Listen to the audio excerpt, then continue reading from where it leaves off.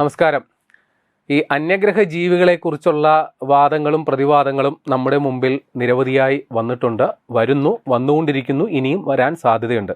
അപ്പോൾ നമ്മൾ ഇതിനെക്കുറിച്ച് ചർച്ച ചെയ്യുന്നത് അമേരിക്കൻ പ്രസിഡന്റ് ഡൊണാൾഡ് ട്രംപ് ഈ അന്യഗ്രഹ ജീവികളെക്കുറിച്ചുള്ള രഹസ്യരേഖകളെല്ലാം തന്നെ പരസ്യപ്പെടുത്തിയ അവസരത്തിൽ അതുമായി ബന്ധപ്പെട്ടിട്ടുള്ള രഹസ്യ വീഡിയോ ദൃശ്യങ്ങളും അല്ലെങ്കിൽ അതുമായി ബന്ധപ്പെട്ടുള്ള രേഖകളെല്ലാം തന്നെ ഇപ്പോൾ പൊതുമധ്യത്തിൽ ലഭ്യമായ സ്ഥിതിക്ക് അന്യഗ്രഹ ജീവികൾ ഉണ്ടോ ഇല്ലയോ എന്നുള്ള ചോദ്യം തന്നെ അപ്രസക്തമാണ് എന്ന് പൊതുവിൽ പറയേണ്ടി വരും.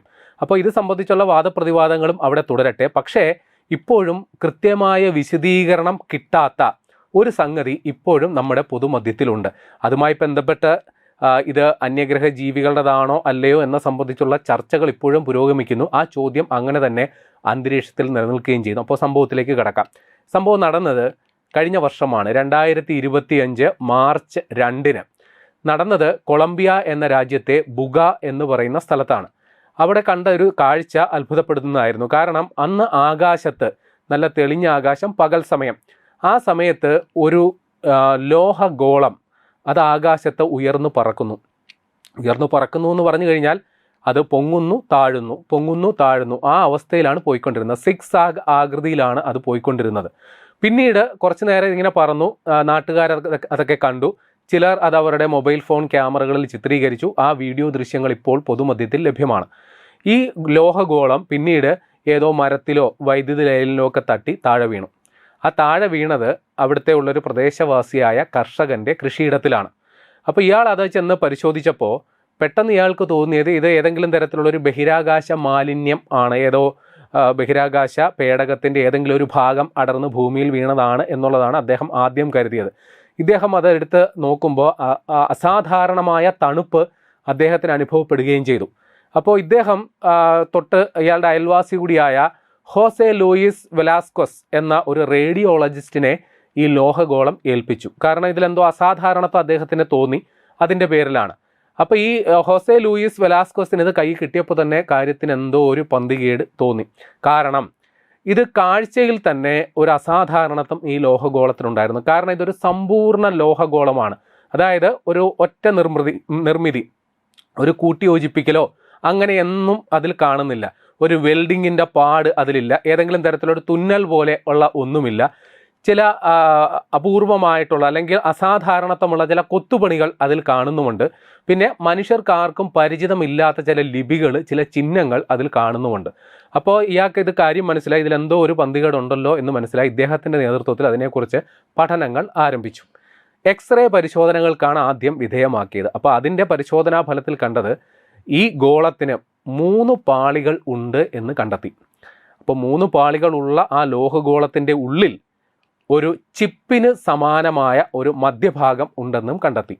അതുകൂടാതെ ഈ ചിപ്പിനെ നമ്മുടെ ഒപ്റ്റിക്കൽ ഫൈബർ കേബിൾ ശൃംഖല, അതേപോലെ ഒരു ഒപ്റ്റിക്കൽ ഫൈബർ കേബിൾ സംവിധാനം വെച്ച് ബന്ധിപ്പിച്ചിട്ടുണ്ടെന്നും പരിശോധനയിൽ തെളിഞ്ഞു. കൂടാതെ ഈ ലോഹഗോളത്തിനുള്ളിൽ 18 ചെറിയ ഗോളങ്ങളും ഉണ്ട് എന്നുള്ളതും കണ്ടെത്തി. പക്ഷേ ഇത് തുറന്നു പരിശോധിക്കാൻ ആർക്കും ഇതുവരെ സാധിച്ചിട്ടില്ല, അതിന് തയ്യാറായിട്ടുമില്ല. അപ്പോൾ നേരത്തെ ഞാൻ പറഞ്ഞല്ലോ, ഇതിൽ അസാധാരണമായ ചില ചിഹ്നങ്ങളും വാചകങ്ങളും ഒക്കെ എഴുതി വെച്ചിട്ടുണ്ട്. അപ്പോൾ പുതിയ വന്ന വാർത്തകൾ പ്രകാരം AI സാങ്കേതിക വിദ്യ ഉപയോഗിച്ചിട്ട് എന്താണ് എഴുതിയിരിക്കുന്നത്, എന്താണ് അടയാളപ്പെടുത്തിയിരിക്കുന്നതെന്ന് പരിശോധിക്കാൻ നടപടികൾ ആരംഭിച്ചു. അപ്പോൾ ലഭ്യമായ വിവരപ്രകാരം അതിങ്ങനെയാണ് സൂചിപ്പിക്കുന്നത്: പ്രപഞ്ചത്തിൻ്റെ ഉത്ഭവം, ഊർജത്തിൻ്റെ പരിവർത്തനം, വ്യക്തിഗത ബോധം. ഇത് അവർക്ക് കിട്ടിയ ഇംഗ്ലീഷ് പദാവലിയുടെ മലയാള പരിഭാഷയാണ് ഞാൻ ഈ പറഞ്ഞത്. യഥാർത്ഥ അർത്ഥം ഇത് തന്നെയാണോ, അവരത് തന്നെയാണോ ഉദ്ദേശിച്ചതെന്ന് നമുക്ക് ഇപ്പോൾ പറയാൻ സാധിക്കത്തുമില്ല. ഏതായാലും ഈ കണ്ട അപൂർവമായ ആ ചിഹ്നങ്ങളും സംഭവങ്ങളും എല്ലാം തന്നെ പിന്നീട് വന്ന മാധ്യമ വാർത്തകൾ പ്രകാരം 1947 റോസ്വെൽ എന്ന് പറയുന്ന സ്ഥലത്ത് ഒരു അന്യഗ്രഹ പേടകം തകർന്നു വീണു എന്ന തരത്തിൽ വാർത്തകൾ വന്നിരുന്നു. ഈ റോസ്വെൽ എന്ന് പറയുന്നത് അമേരിക്കയിലെ ന്യൂ മെക്സിക്കോ എന്ന് പറയുന്ന ഒരു സ്ഥലമാണ്. 1947 എന്ന് പറയുമ്പോൾ ആ സമയം പ്രത്യേകം ഓർക്കുക, 2ാം ലോക മഹായുദ്ധം കഴിഞ്ഞതിന് ശേഷമാണ് ഇങ്ങനെ ഒരു സംഭവം അവിടെ നടന്നത്. അപ്പോൾ അന്ന് വന്ന പ്രാദേശിക പത്ര റിപ്പോർട്ടുകൾ പ്രകാരം ഒരു അന്യഗ്രഹ പേടകവും തകർന്നു വീണു, അന്യഗ്രഹ ജീവികളുടെ അവശിഷ്ടങ്ങൾ കിട്ടി എന്ന തരത്തിൽ അവിടുത്തെ പ്രാദേശിക പോലീസിനെ ഉദ്ധരിച്ചുകൊണ്ടുള്ള വാർത്താ പ്രസിദ്ധീകരണങ്ങൾ അന്ന് വന്നിരുന്നു. പക്ഷെ പിന്നീട് അമേരിക്കൻ ഏജൻസികൾ ആ വാർത്ത നിഷേധിക്കുകയും അന്ന് തകർന്നു വീണത് ഒരു വെതർ ബലൂണാണ് എന്ന തരത്തിൽ വാർത്ത സ്ഥിരീകരിക്കുകയും ചെയ്തു. പക്ഷെ പിന്നീട് കുറേ നാളുകൾക്ക് ശേഷം ഈ സംഭവത്തിൽ യഥാർത്ഥ ദൃക്സാക്ഷികളുടെ വെളിപ്പെടുത്തലുകൾ പ്രകാരം തകർന്നു വീണത് ഒരു അന്യഗ്രഹ പേടകം തന്നെയാണെന്നും നമ്മൾ ഇതുവരെ കണ്ടിട്ടില്ലാത്ത തരത്തിലുള്ള മെറ്റീരിയൽ അല്ലെങ്കിൽ ലോഹഭാഗം ആണ് തങ്ങൾക്ക് കിട്ടിയതെന്നും അത് ലെതറിനോട് സാദൃശ്യമുള്ളതാണ് എന്ന തരത്തിലും അവർ പറയുന്ന വെളിപ്പെടുത്തലുകൾക്ക് ഇപ്പോൾ സമൂഹ മധ്യത്തിൽ ലഭ്യമാണ്. അപ്പോൾ അന്ന് കണ്ട റോസ്വെൽ സംഭവത്തിൽ കണ്ട അന്യഗ്രഹ പേടകം എന്ന് കരുതുന്ന സംഭവത്തിൽ ആലേഖനം ചെയ്തിരുന്ന മുദ്രകൾക്ക് സമാനമായ സംഗതികളാണ് ഈ ലോഹഗോളത്തിലും ഉണ്ടായിരുന്നത് എന്നാണ് ഇപ്പോൾ വാർത്തകൾ വന്നത്. ഇനിയും രസകരമായ ചില സംഗതി, രസകരമല്ല കൗതുകകരമായ ഒരു സംഗതി കൂടിയുണ്ട്. ഈ ലോഹഗോളം കിട്ടിയപ്പോൾ അതിന് ഏതാണ്ട് 16 പൗണ്ട്, നമ്മുടെ അളവിൽ പറയുകയാണെങ്കിൽ 7.257 കിലോഗ്രാം ഭാരമാണ് ഉണ്ടായിരുന്നത്. പിന്നീട് ഇതിൻ്റെ ഭാരം അങ്ങ് വർദ്ധിക്കുന്നതായിട്ട് കണ്ടെത്തി.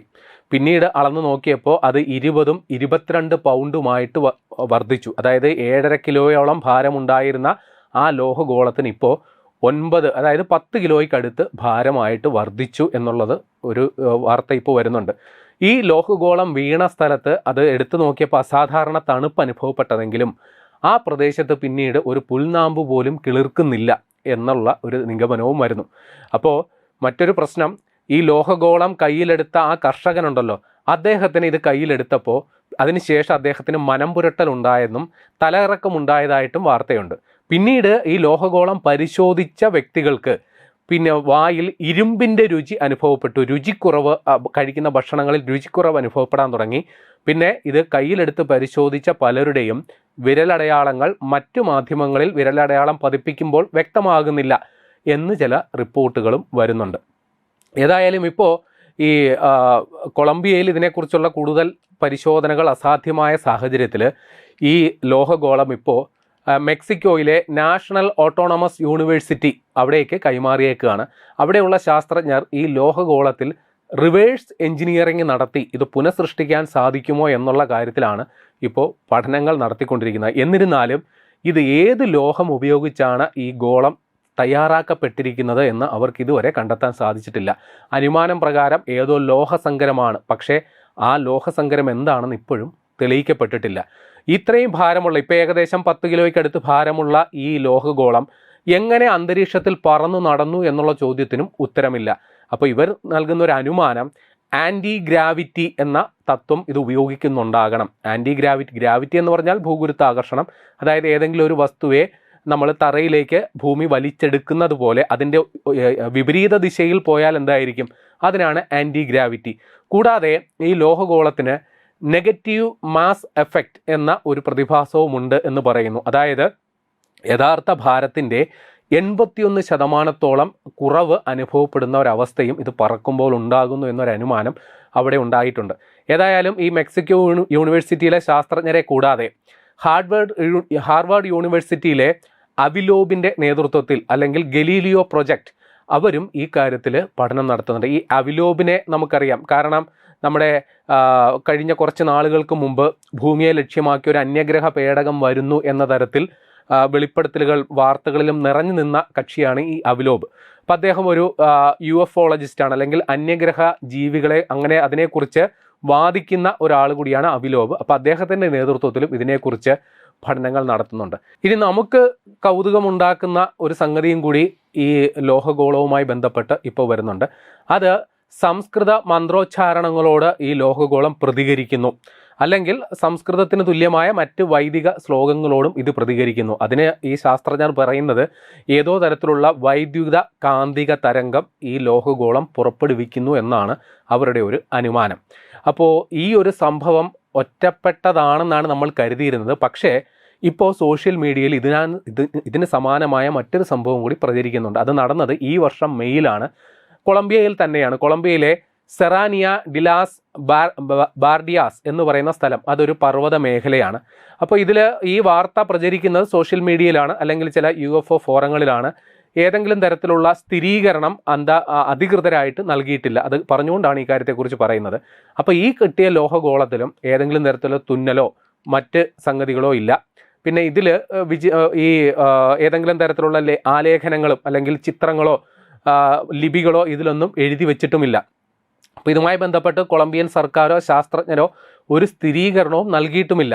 അപ്പോൾ ലഭ്യമായ വിവരങ്ങൾ പ്രകാരം ഈ ലോഹഗോളം അതിനെക്കുറിച്ച് വാർത്ത പുറത്തുവിടുന്നവരുടെ കയ്യിലേക്ക് എത്തിയപ്പോൾ അത് രണ്ടായി മുറിച്ച നിലയിലായിരുന്നു, എന്നിട്ട് അത് കൂട്ടിയോജിപ്പിച്ച അവസ്ഥയിലായിരുന്നു. അപ്പോൾ അതുകൊണ്ട് തന്നെ അതിൻ്റെ ആധികാരികതയിൽ അവർക്ക് സംശയമുണ്ട് എന്നും പറയപ്പെടുന്നു. എന്തുവായിക്കോട്ടെ, പക്ഷെ നമ്മൾ കുറച്ച് കാലം പിന്നോട്ട് പോയാൽ 1974 സമാനമായ ഒരു സംഭവം ഉണ്ടായിട്ടുണ്ട്. അത് അമേരിക്കയിലെ ഫ്ലോറിഡയിലാണ്. അമേരിക്കയിലെ ഫ്ലോറിഡയിൽ ഫോർട്ട് ജോർജ് എന്ന് പറയുന്ന ഒരു ദ്വീപിൽ ഒരു സംഭവം ഉണ്ടായി. അവിടെ ആൻ്റണി ബെറ്റ്സ് എന്ന ഒരു മറൈൻ എഞ്ചിനീയർ താമസിക്കുന്നുണ്ടായിരുന്നു. അദ്ദേഹത്തിൻ്റെ കുടുംബവും. അപ്പോൾ പ്രദേശത്ത് വലിയൊരു കാട്ടുതീ പടർന്നു പിടിച്ചിരുന്നു. അപ്പോൾ അതിനുശേഷം ഇദ്ദേഹത്തിൻ്റെ വീടും പരിസരവും ഒക്കെ നിരീക്ഷിക്കാനായി പുറത്തിറങ്ങിയപ്പോൾ വീടിൻ്റെ പരിസരത്ത് നിന്ന് ഇദ്ദേഹത്തിന് ഒരു 8 ഇഞ്ച് വ്യാസവും ഏകദേശം 10 കിലോ ഭാരവും വരുന്ന ഒരു ലോഹഗോളം ഇദ്ദേഹത്തിന് കിട്ടി. അപ്പോൾ ഇദ്ദേഹം പറയുന്നത് ഇത് വീട്ടിൽ സൂക്ഷിച്ചപ്പോൾ തനിയെ ഉരുണ്ട് നീങ്ങുന്നു എന്നുള്ളതാണ്. പിന്നെ സംഗീതം കേൾപ്പിക്കുമ്പോൾ ഇതിൽ നിന്ന് കമ്പനമുണ്ടാകുന്നുണ്ട് എന്നും പറയുന്നു. പിന്നെ തറയിൽ ഉരുട്ടിവിട്ടാൽ അത് വിപരീത ദിശയിൽ, അതായത് അങ്ങോട്ട് ഉരുട്ടിവിട്ടാൽ ഇങ്ങോട്ട് തിരിച്ചു വരും എന്നുള്ളതും ഇവർ അവകാശപ്പെട്ടു. പിന്നെ ഈ ലോഹഗോളം വീട്ടിൽ സൂക്ഷിച്ചതിന് ശേഷം ജനലുകളും വാതിലുകളും താനെ അടയുന്നു തുറയുന്നു ഈ ഒരവസ്ഥയിലേക്കും വരുന്നു. പിന്നെ ഈ ഒരു സംഭവം വാർത്തയായതിന് പിന്നാലെ അമേരിക്കൻ നേവി ഉദ്യോഗസ്ഥർ വന്ന് ഈ ലോഹഗോളത്തിൽ എക്സ്റേ പരിശോധന നടത്തി. അപ്പോൾ അവരുടെ ഒരു നിഗമനമനുസരിച്ച് ഈ ലോഹഗോളത്തിൻ്റെ ഉള്ളിലും 3 ചെറിയ ഗോളങ്ങൾ ഉണ്ടെന്നാണ് അവരുടെ ഒരു നിഗമനം. ഇവർ ഈ ആശങ്കകളൊക്കെ തള്ളിക്കളഞ്ഞിട്ട് അതൊരു സാധാരണ സ്റ്റെയിൻലെസ് സ്റ്റീൽ ഒരു ഗോളമാണെന്നും ഏതോ ഒരു ബോൾ വാൽവ് ആകാം, കപ്പലുകളിലോ മറ്റോ ഉപയോഗിക്കുന്ന ഒരു ബോൾ വാൽവ് ആകാം എന്നുള്ളതായിരുന്നു അന്നത്തെ നിഗമനം. പിന്നീട് വന്ന ചില വാർത്തകൾ പ്രകാരം ഈ ബെറ്റ്സ് കുടുംബം വാർത്താ പ്രാധാന്യം കിട്ടാൻ വേണ്ടിയിട്ട് ഈ ലോഹഗോളത്തെക്കുറിച്ച് പൊടിപ്പും തൊങ്ങലും വെച്ച കഥകൾ പ്രചരിച്ചു. ഈ ലോഹഗോളം തന്നെ ഉരുണ്ട് നീങ്ങിയത് ആ വീടിൻ്റെ ചരിവ് കൊണ്ടാണ് എന്ന തരത്തിൽ ചില വാർത്തകളൊക്കെ വന്നു.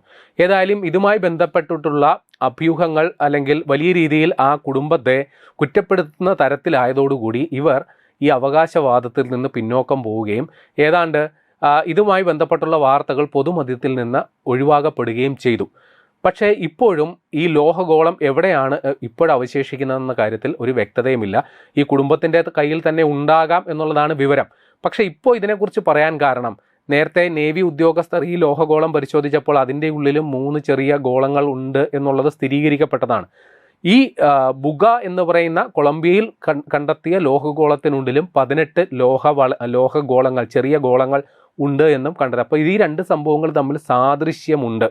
അപ്പോൾ ആ കാരണം കൊണ്ടാണ് 74 ഇതേപോലെ ഒരു സംഭവം, അത് വ്യാജ വാർത്തയാണ് എന്ന തരത്തിൽ തള്ളിക്കളഞ്ഞ ആ ഒരു സംഭവത്തിലും എന്തോ ഒരു സംഭവം ഇല്ലേ എന്ന തരത്തിൽ ഇപ്പോഴും ചോദ്യങ്ങൾ വരുന്നത്. ഏതായാലും അന്യഗ്രഹ ജീവികൾ ഉണ്ടോ ഇല്ലയോ എന്നുള്ള ചോദ്യവും അതുമായി ബന്ധപ്പെട്ടുള്ള വാദപ്രതിവാദങ്ങൾ അവിടെ നിൽക്കട്ടെ. ഏതായാലും ഈ ബുഗ സ്പിയർ അല്ലെങ്കിൽ അവിടെ ബുഗ എന്ന് പറയുന്ന സ്ഥലത്ത് കണ്ടെത്തിയ ഈ ലോഹഗോളത്തിൻ്റെ പിന്നിലെ ദുരൂഹത എന്താണെന്ന് അത് വ്യക്തമാക്കാൻ ഈ ഘട്ടത്തിൽ പോലും ശാസ്ത്ര സമൂഹത്തിന് സാധിച്ചിട്ടില്ല എന്നുള്ളതാണ് വാസ്തവം.